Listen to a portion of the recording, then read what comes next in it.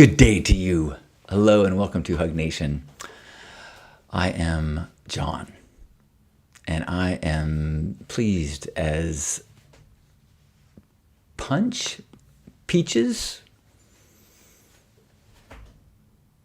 I'm just happy to be here this morning, and I'll be honest, I'm a little rattled. Just took me almost 10 minutes to close a bunch of things on my computer. I had a bunch of huge files open in Photoshop and Premiere, and my computer was crawling. So hopefully I'm not too jerky. And I mean that in the sense of my movements aren't jerky, not that I am acting in a obnoxious jerk-like way. Actually, if I'm doing either of those things, please let me know. I would like an opportunity to remedy either of those behaviors or situations. This is a daily practice of coming together and acknowledging, recognizing, being reminded that we are not alone, that we are surrounded by like-minded, open-hearted people. And when we can be the love ambassadors in the world, we can be a permission giver, a permissionary, and let others get a little more ease in their demonstration of kindness, of love, of connection. It's also a chance to share gratitude. As a pretty dedicated group gratitude practitioner for the last 5.5 years, I am a zealot in promoting the power of shared gratitude. Having a gratitude practice, training your mind to notice things that are good and to write them down and get your system calibrated away from the inherent evolutionary need to always be looking for what's wrong and to what you need to worry about to protect yourself, and training your mind to at least sometimes pay attention to all the things that we take for granted that are amazing, or make a note of the exceptional things that happen, or find the silver lining or the lesson in the struggle. It is life-changing. So we do that.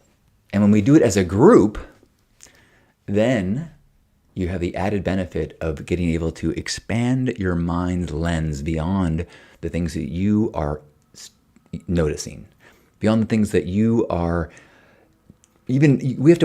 we have to push our own thinking to get ourselves to notice the good stuff. And then when you have other people bringing to light their good stuff, their gratitude, it is so helpful in reflecting back to us more and more and more things in our world that are incredible.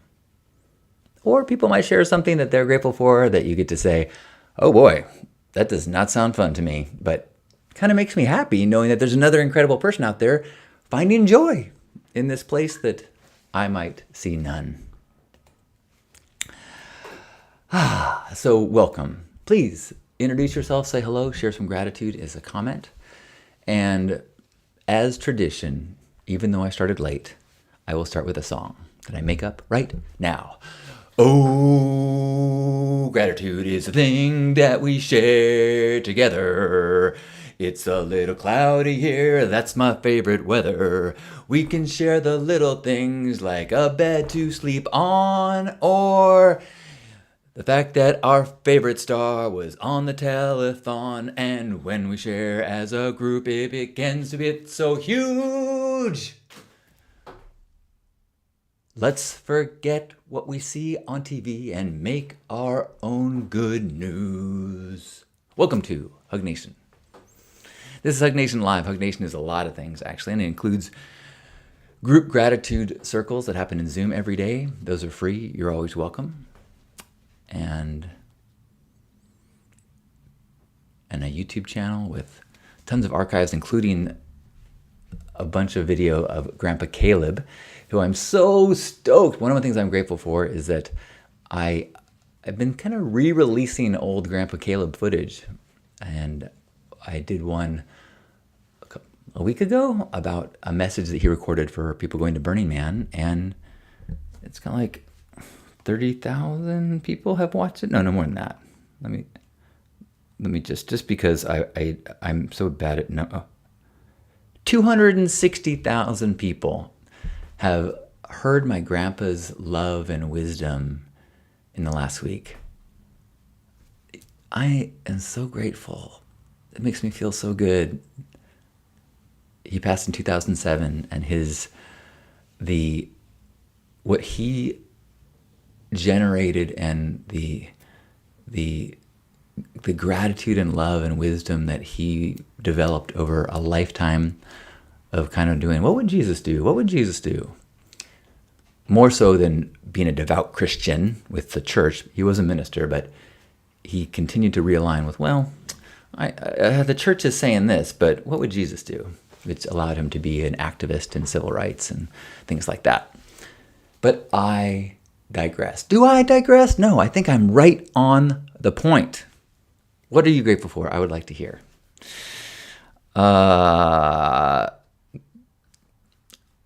Good morning, Alexandra. Good morning. Good to see you. Hope you're doing fantastic. Okay. Good morning, Steve. Happy San Diego Day to you.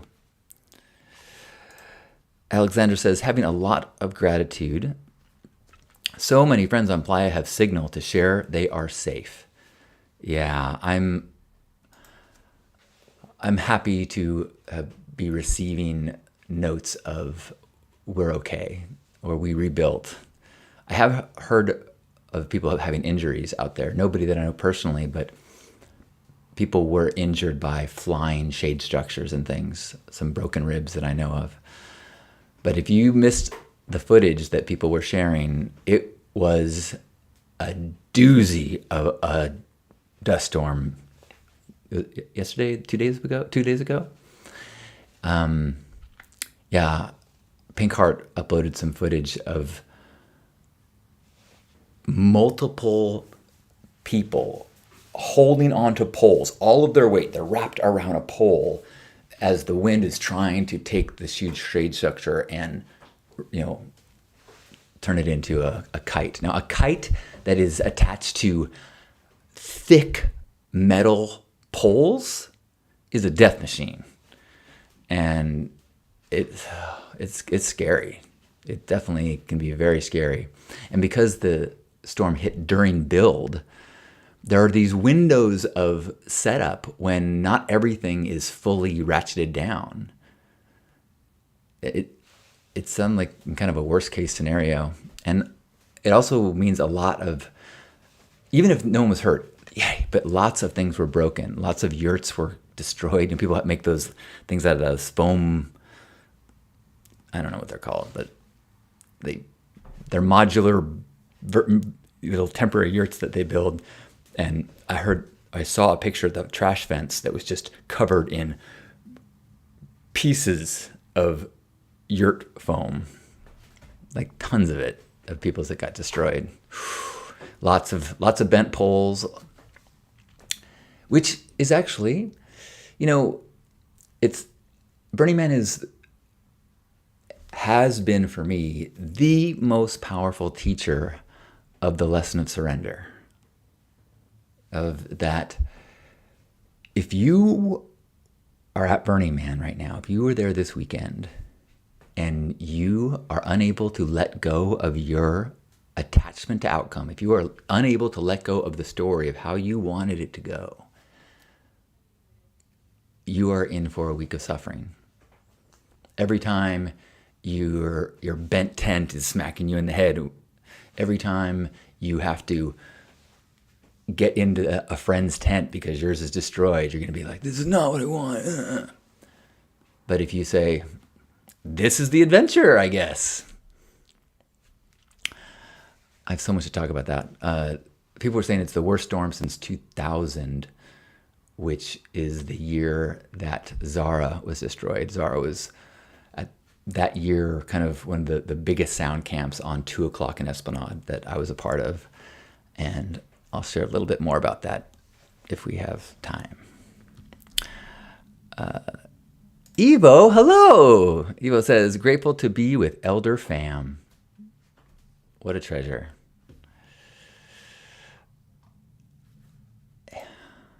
High Noon. Good to see you today. Saying, hello, you beautiful bean. Hello to you as well. Hi, Sherry. Sherry says, grateful sunrise and going to see the dog. Grateful I have a tatami mat, so I'm not sleeping on the floor, even though it's on the floor. Grateful people are out there on the playa, and I'm going to hear the stories. Hello, Hope. Ooh, Julia's in Black Rock. Good morning. Hello to you in Black Rock City. Have you been there last few days? My understanding is worst windstorm in 25 years, and then rain last night that actually closed the city. The gate was closed on Sunday, like the busiest day for people to be trying to get into the Burning Man. It was closed. And I also heard people updating from their cars saying because of the wind, signs have been destroyed. So the signs that are even directing cars on how to do it. So people were lining up in the exodus rows for people that are supposed to be leaving. I know how frustrating and how much the mind goes into this bad places when you are stuck. You want to be in Burning Man and it takes 5, 10, many hours to get in, and you see like a line moving and you're not. It's like, oh my gosh. It's a challenge. It is advanced level surrender, advanced level we will arrive when we arrive. But whew, luckily it's worth it. Heinen says, gratitude for being able to recognize my body's needs as I recover from being sick, and having y'all's gratitudes inspire this being to focus on what it can control. That's what we're saying, right? Serenity prayer, surrender.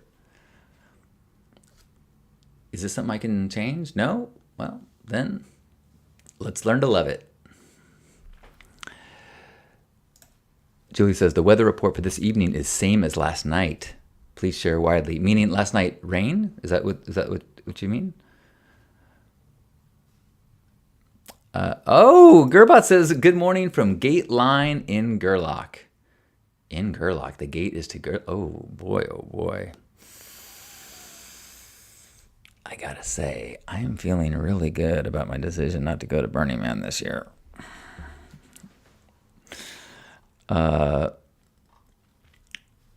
Red Lioness, good morning.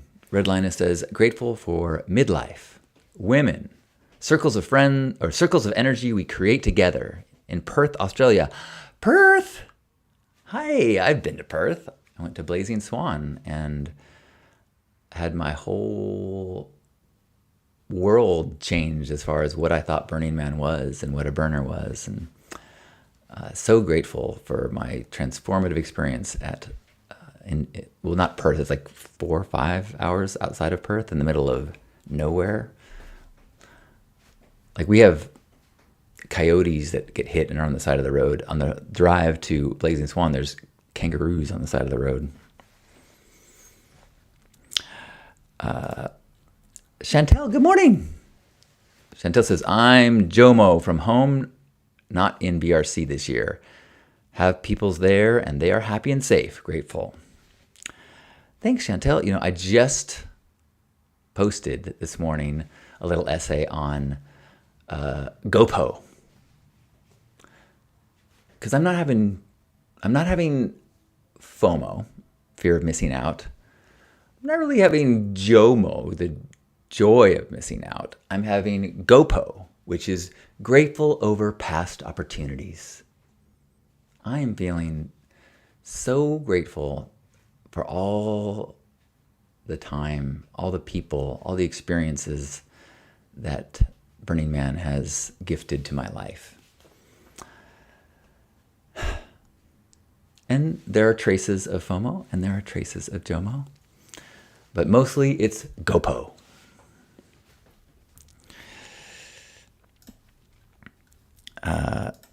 Gerbot says, this may be an 8 to 12 hour entry. Man,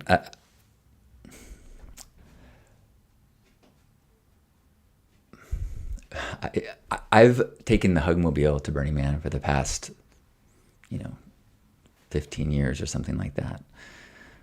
And the Hugmobile is an 83 motorhome with no air conditioning. And the engine, this huge 454 block engine, is right underneath where you sit. And it's not even sealed that well, so that if you're not moving fast, a little bit of exhaust comes through it and quite a bit of heat. And so being stuck in traffic in the desert when it's windy and so you can't even really keep your windows down to get, not windy, I mean like dusty, like being in line to get into Burning Man in the daytime when in the Hugmobile is grueling.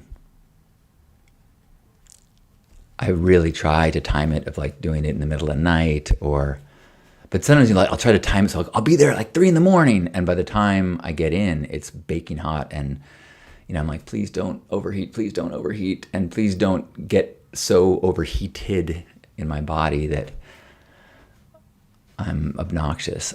The last few years, like by the time I've gotten to the greeters, I'm like, I understand the purpose of greeters. I totally appreciate what you're doing here, but I'm done. Give me the map. Julie's been there for 9 days. Ooh.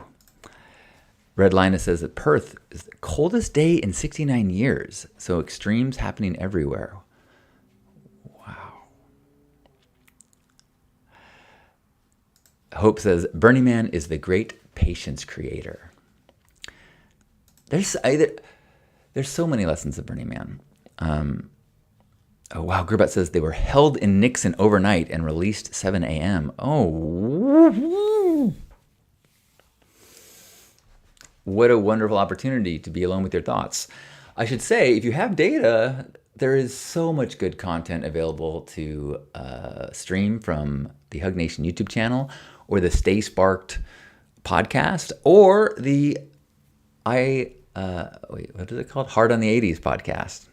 I mean, I'm sure you have other things you listen to, but can't recommend my own stuff high enough.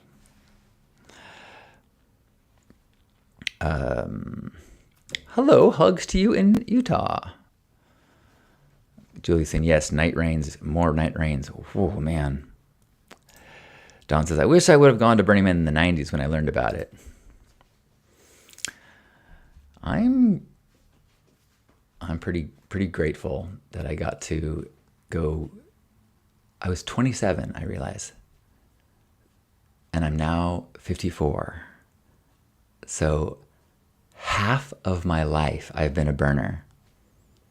Half my life I have been following, practicing, teaching the 10 principles. Half my life I have prioritized the Burning Man community as the most important thing,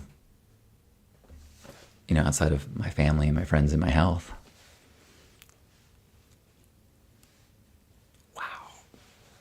And what do I have to show for it? A garage full of black and yellow bins, a kind of embarrassing collection of fake fur coats, embarrassing by the quantity. I've got terabytes and terabytes of otherworldly, incredible video footage. A lot of it is shaky, but still incredible. And a legacy of love. I'm not there physically, but I'm aware that there are many people out there, either first-year virgins or old jaded burners who, along their journey to get to Burning Man, at some point saw a video of me explaining the difference between barter or gifting, or giving them some tips on best way to use a pee jug, or looking them in the eye as I stare in the camera and say, you are an artist. And over the year, I've heard from enough people who have shared that those moments along their fearful journey of preparation and anxiety, that a video of mine helped to shift their view or make them feel more welcome or allowed them to grok the 10 principles in a way that made it easier to become participants. And so just knowing that that kind of ripples of my energy and efforts is a part of the city, even though I'm not there, is so amazing. And knowing that Pink Heart is gorgeous. I've seen pictures. They made it through the storm. They set it all up. It looks so beautiful. It's like, if you look at the original drawings that I sketched of what I want the camp to look like, it's like a children's drawing of Pink Heart, and then what exists now is like Michelangelo's interpretation. So it's the same, but so much cooler and better. And I feel like, yeah, I'm not there. I didn't help build it, but there's actually pieces there that I built, and there's a vision being broadcast and shared that I helped develop. And the Pink Ride, this magical event of riding through the city and saying I love you and congregating in Center Camp, it's happening on Thursday. So if you're in line and listening, I hope that you make it to Pink Heart Camp Thursday at noon. Bring your bike and wear pink. And Mingle, Bubbles, and Brightside are going to be leading it in my absence. And I cannot wait to see pictures and see how it was. And that's part of the GoPo I'm having, the gratitude over past opportunities. I'm so grateful that all this energy and love and time that I have invested into Burning Man is paying these dividends that are just incredible. Now, this is not financial advice. I'm not a financial advisor. True investments, probably, if I was going to say, if you're trying to maximize your investments, avoid things that have decommodification, because you can't monetize that nearly as well without facing the wrath of a community. That being said, I've got several things that you can pay for right now. The chorus that Lisa leads, the tickets are on sale now, happening in San Diego in October. My men's group, we've got a few more open spots. That's September 7th in San Diego. You could always buy my book. I have 2 books available on Amazon. Love More, Fear Less, Float More, Steer Less, which is a little book of essays, and Protagonist, which is this visual catalog and description of 50 projects that I worked on and created and birthed in my first 50 years. Pink Heart is one of the chapters, as is the Pink Ride, as is the Hugmobile.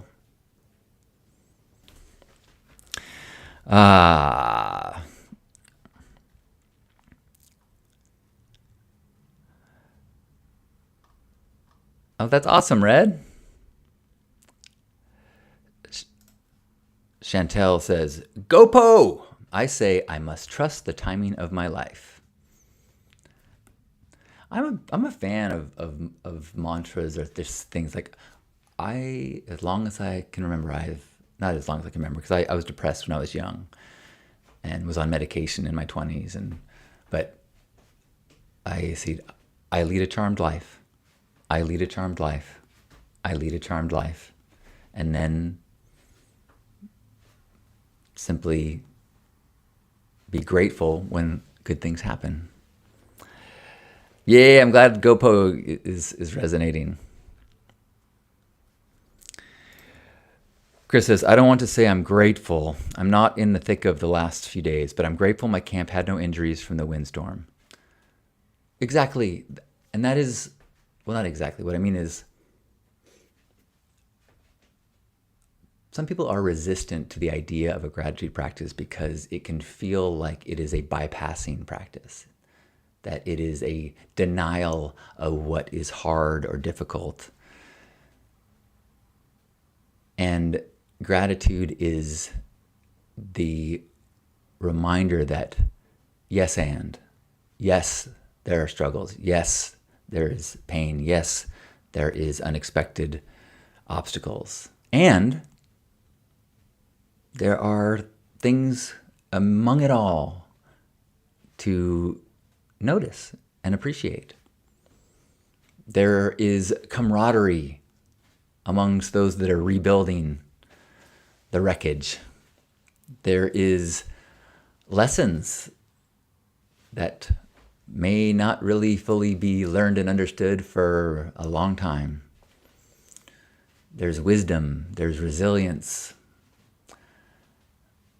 And the more that you can be fluid with your awareness so that you don't get too focused on what's wrong, so you allow for there to be both, the more life is rich.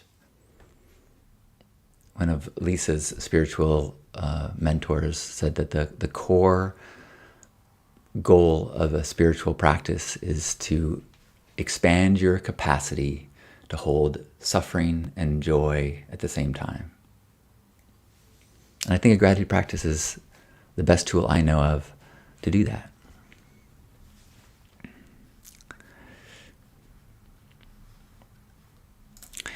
Sherry says, surrender. It's hard when you have to go to the loo or having a migraine, have an injury. Those things push you to the limits when one is already in adverse conditions. Grateful for those times when I've made it to the other side. It feels so satisfying to know I can hunker down and ride the ride and come out of it. Grateful for perseverance. I ain't going to argue with that, Sherry, that physical pain, headaches, legit pain is one of the hardest things to work with and find gratitude. You know, it's a pain is fighting for your attention, tapping you and hey, this is not good. Pay attention to this. But with distance and time, I think that you can find pain and struggles and injuries to be sources of gratitude. In fact, I had a 24-hour bug a couple weeks ago, and the next day when I woke up feeling good, I was like, yes! Like, I haven't been this happy to just feel fine in a long time. Like, I got a reminder yesterday that what it feels like when I don't feel healthy. So today, oh my gosh, like I don't feel great. I just feel fine and so grateful. Or I had a 2-month pinched nerve, neck, back thing year and a half ago, 2 years ago, year and a half. That was one of the worst things I've ever gone through. And I bring that into my awareness on an almost daily basis so that I have gratitude for not having that pain.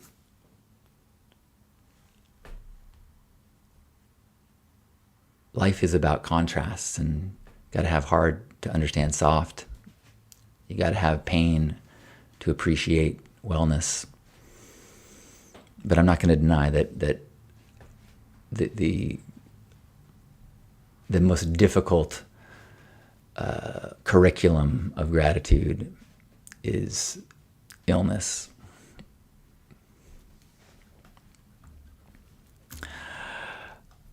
High Noon is saying gratitude for everybody in this chat. And I should say there are people speaking, some people are on Facebook and some are on YouTube, so I'm trying to make sure everyone gets to hear each other. High Noon says, I just want to say gratitude for those in this chat and just listening. Welcome, and I love you. Thank you.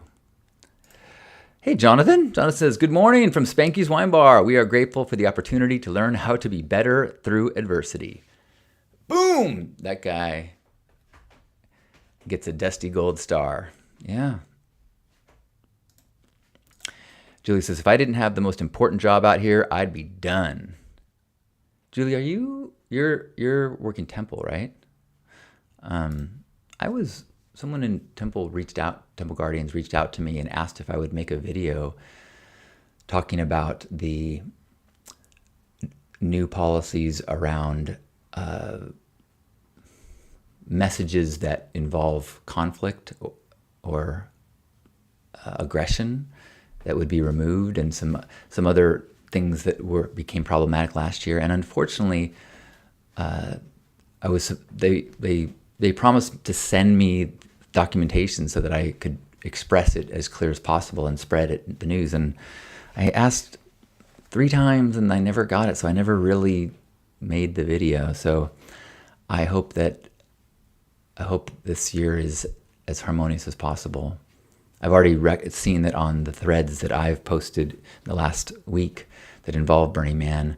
I've had to delete threads because of how quickly people bring in their strong feelings around Gaza in one way or the other. It is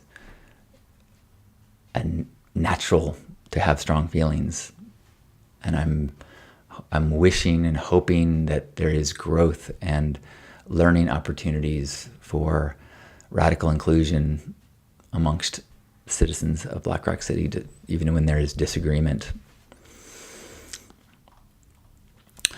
Tennyson says, "That's amazing to hear your dreams carried so faithfully to the burn by your friends and family. I'm holding space for a good weather all week." Yes, yes.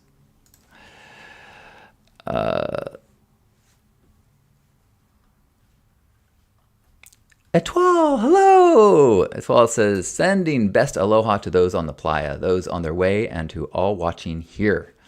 I'm grateful for connection. Good to see you. Aloha."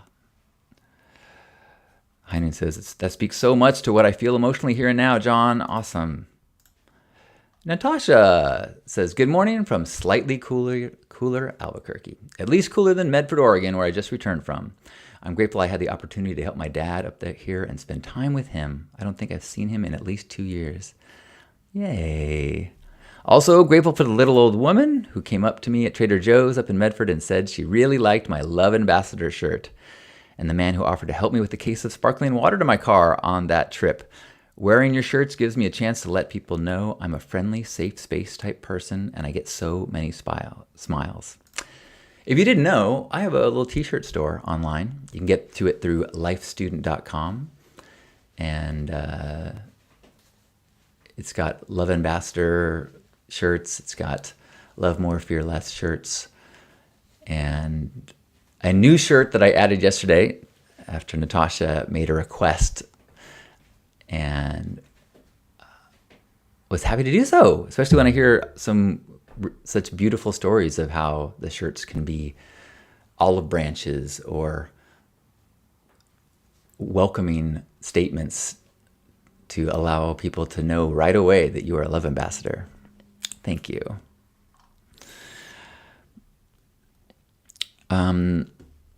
So let me tell you about my experience in 2000, which was the worst storm since now. Let me see if I can actually give a visual aid to help this out. I just had it on screen. Okay, there we go.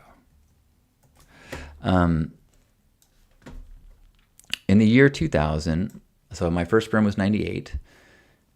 99, formed a camp with friends called Lust Monkeys, and then Lust Monkeys joined up with a group called Zara. And Zara was a very ambitious sound camp. They placed us in the corner of Esplanade and 2 o'clock, so like the big sound camp right on the corner. And the design of Zara was, we had 10-foot poles, flat ceilinged, all covered in black tarps, black, and it was quite large. And inside we had live grass. We had sod, live grass. We had a fountain waterfall thing. We had a raised platform dance floor, and then it was all neon black lights. So ballasts and ballasts of black lights, and then we made all these neon jungle flowers. So it was like green plastic jungles, neon flowers. It's all lit up by black light, live grass, water fountain. And it was amazing. It took a lot of time. We worked for most of the year, spent all our money, and in the year 2000. So Burning Man also used to, it got going over the course of the week. So on Monday and Tuesday of the event, lots of people were still building. Like if you rode around, it wasn't happening.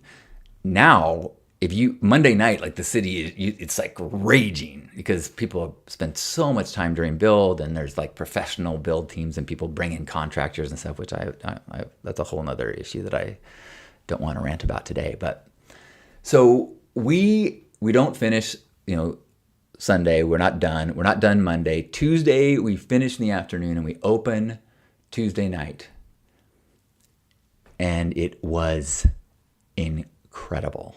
Like, I stood out and you had to go through this kind of like corridor to get into, and then we came upon into the black lights and the grass. And as people were coming out of the corridor after, I heard person after person being like, holy shit, that's the coolest thing out here. That's the coolest thing on Playa. This is the coolest place at Burning Man. And if you've been to the Burn and you've dedicated time to creating a theme camp, to feel like legitimately like this is the best place on Playa right now. Oh, it's like winning an Academy Award. So it was incredible. And then the next day, the worst windstorm I've ever experienced at Burning Man in 26 years. And it somehow, the wind got underneath our tarps. I mean, it was like pelting your face. Like, it was bad. I've heard people say up to 80 mile an hour wind gusts. I don't know. It was a lot. It got underneath somehow and ripped up, bent these thick metal poles, bent the poles, and sent poles flying hundreds of feet. Lighting ballasts, broken glass, bent pipes. There were people that were in Zara to wait out the storm. And no one was hurt, no injuries, even though 1,000 deadly things flew through the air and eventually came down. The next day, it was wreckage. And there's now no tarp to protect the grass, so it starts to get dry and die and fly away. In fact, you might be aware of a rule that if you bring in a live plant at gate, they will confiscate it. There's no live plant material allowed at Burning Man. That is because of Zara. That is because of us. Because we created more moop than maybe any, I won't say any. It was shocking, embarrassing, and horrible what we did. And so, why is this not doing this? Okay, I want to show you. So the next day, we go out to see what's left. And it is destroyed. It is just destroyed. And so we were sitting out there in the wreckage, and there were two incredibly memorable things happened. In the corner of this picture, you can see a man with a beard in the corner. That was Mark Hinckley, who is our camp lead, who passed a few years ago. Incredible guy. He was an attorney, but just like so amazing. And so we were. Will this work? Yeah. So we were like, as 20 of us in camp, just like sitting in the wreckage, just like, I mean, I was crying, and Mark comes out of his tent, and like as much as effort as we put in, he's put in twice that much effort. And he comes out with a cigarette and he goes, and I'm like, oh no, what's he gonna say? He goes, well, good reminder that Mother Nature is the director of this play. Fucking A, man. Fuck yeah, Mark. Mother Nature is the one who's in charge here. That's a good reminder. Anybody making plans at Burning Man, you are not the director of that play. And then something else happened that was even more impactful to me. A few minutes later, we're in the wreckage, sniveling, and what are we gonna do? And these two women dressed gorgeously with wings and sparkles and fur, and they rode up and they're like, hey, do you guys know where Zara is? And I said, this is Zara. And they looked around and went, oh, okay. And they rode away. And I was like, what, like, a part of me was like, what? How can you not grieve with us here? And then I realized, oh, Burning Man is happening. There is delights beyond imagination everywhere. Thousands and thousands of experiences, one of a kind and incredible life-changing stuff and people to meet and do. And I was choosing to sit in the wreckage. I made the choice to suffer and be attached to the story of what I wish would have happened. And I realized, oh, how often do I do that? How often do I have a choice to change my circumstances, to change my focus? So, wipe my tears, put on some black lipstick,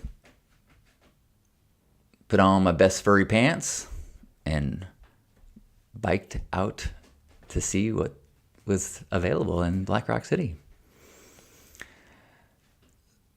So the worst Burning Man experience I have ever had is the one that has gifted me the lessons that changed my life the most. Thank you, Mark. Thank you, all those that made Zara.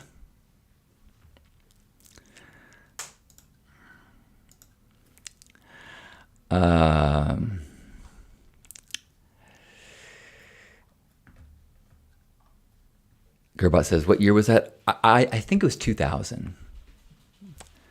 I thought it might have been 2001, but then I posted that and people were saying, no, that was 2000 when Zara was destroyed, which would have been my third year. That makes sense. I still had long hair at the time.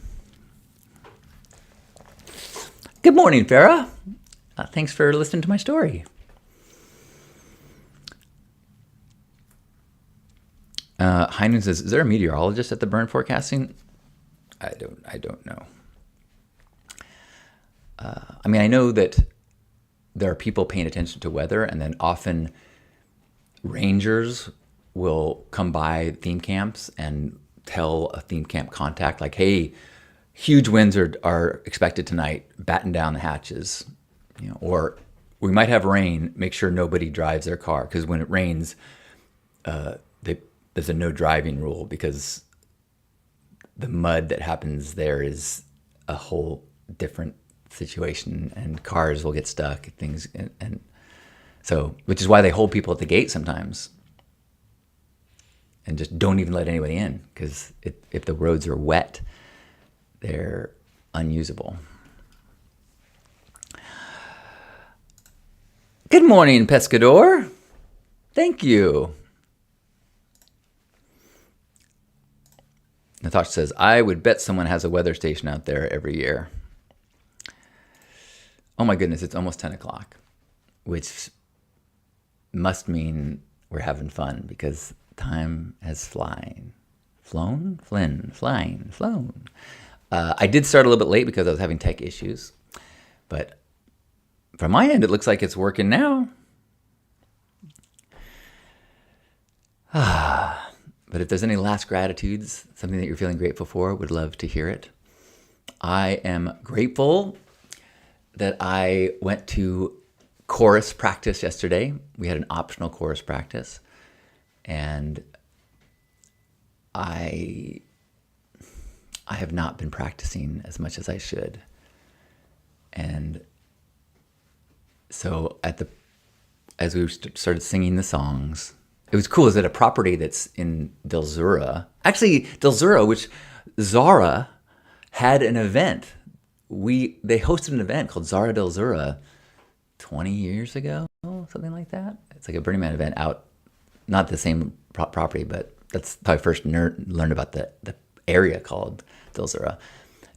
Unrelated. Okay, so we go to this like communal living place that has a creek that goes through the back of it. So we started our chorus practice we put plastic chairs in the creek and then sat along this wall. So we're like in the river as we sang two of our songs that have river-based lyrics. It's pretty awesome. And Lisa's leading, and I may have mentioned I am quite fond of her. And then I'm grateful that we moved and went into some shady trees where the creek was next to us, and Lisa did something different where she's been very into the gene keys lately, and she mapped each of our songs and she explained. I learned more about what the gene keys were, and then we sang songs that we're practicing for our October 11th performance. And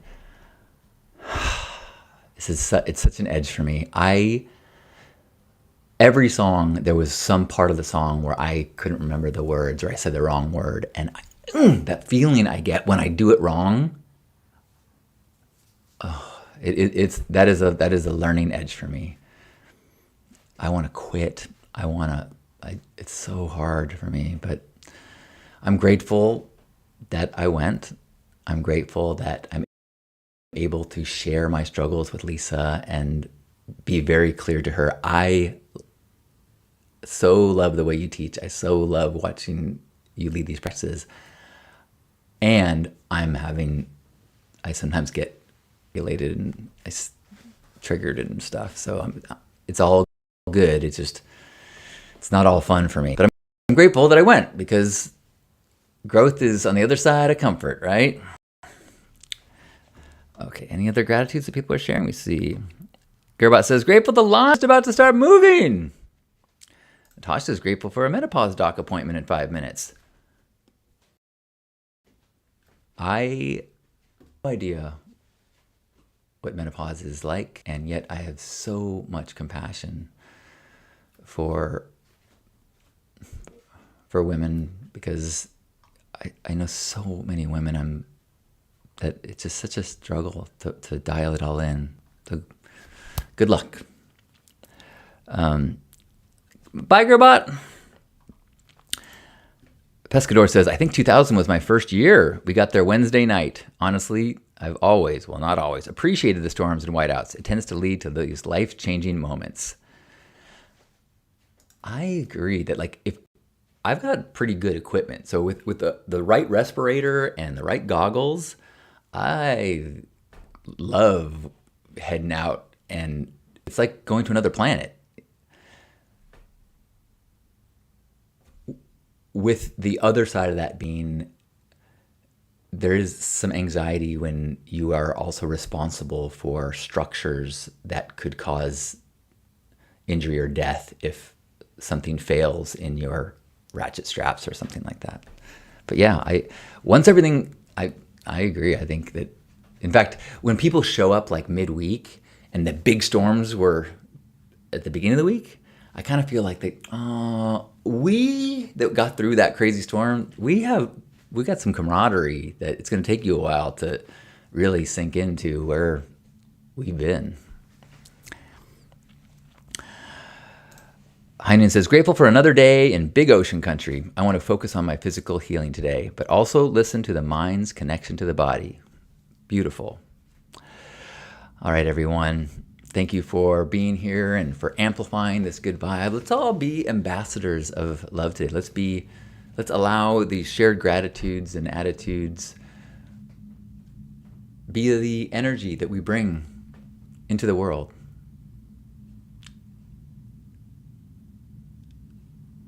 Doesn't matter what you do, as long as you bring that into whatever that is, whether it's bagging groceries or brushing your teeth. So wherever you are, give yourself a squeeze. Let's hug yourself as we imagine that we are hugging one another. We are feeling connected in a place beyond the physical. If you're watching this recording, you are with us now, recognizing the importance of community, of shared experiences, of support and gratitude together as we take a deep breath in and squeeze. On behalf of Grandpa Caleb and everybody here, thanks for being here. I love you. Thanks for being here for Hug Nation Live. Do check out lifestudent.com and see the other things that I do, including the t-shirts that Natasha was talking about, and my mailing list, and the upcoming men's group, and my podcasts. If you're stuck in line, listen to me talk about personal growth and or 80s movies with boobs in them. I love you.